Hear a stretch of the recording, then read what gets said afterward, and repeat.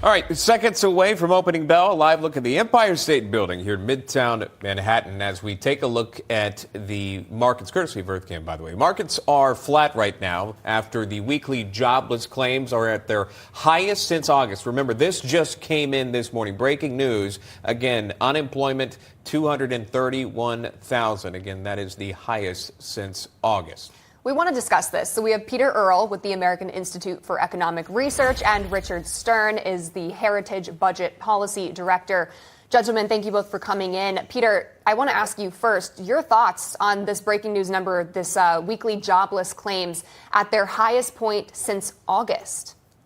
Yeah, so this is the highest weekly jobless claims number since August, which you point out. And that's more proof to me that U.S. unemployment is now rising. We had the U3 hit almost 4% last month. Last week, we had a non-farm payrolls number that came in much lower than expected, so much so that no economist, including myself, correctly forecast it.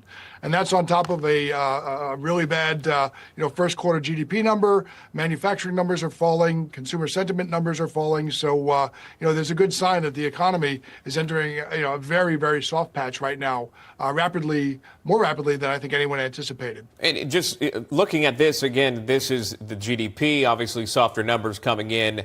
Q1 of 24 at 1.6%. That was the most recent. You had two negative quarters there in 2022, consecutive negative quarters there. Richard Stern, President Biden recently spoke to CNN about this very topic, talking about jobs being added and how well the economy is doing. And now you have this unemployment number coming in. There was an economist with the Navy Federal Credit Union that says, well, this could be a blip. Do you believe that? No, so I agree with Peter. This is showing the weakness of the economy that Biden has given us. It's showing, frankly, how federal deficits, how the Fed's shenanigans with our money have obliterated the foundations of the economy. And this is coming out of the pocketbooks and wallets of middle-class, hardworking families. So, I think the important thing here, we just watched Biden brag about having gotten inflation down. He didn't. Inflation spiked at 9% in June of 2022 under him. He was handed an economy with inflation at 1.4%. So this is just part of this kind of broader sweep of things that his administration has obliterated about the economy and that his policies are doubling down on that burden Americans.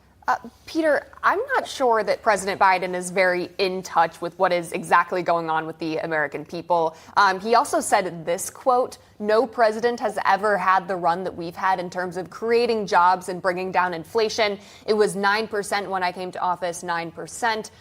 Inflation, by the way, was actually just 1.4% at the time that he came into office. Peter, your thoughts on him just not knowing the numbers? Well, it's interesting that this administration came in and their watchwords were, fighting misinformation, fighting disinformation.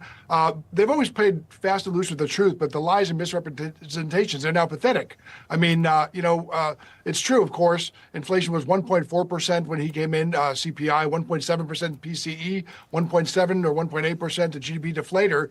And either he's claiming that he came into office in July of 2022, or, he's just he's basically conceding the fact that everybody cares about the economy and that it's doing really poorly. And I personally wish he'd go back to the corn pop stories, because those were at least entertaining in sort of a cringy way.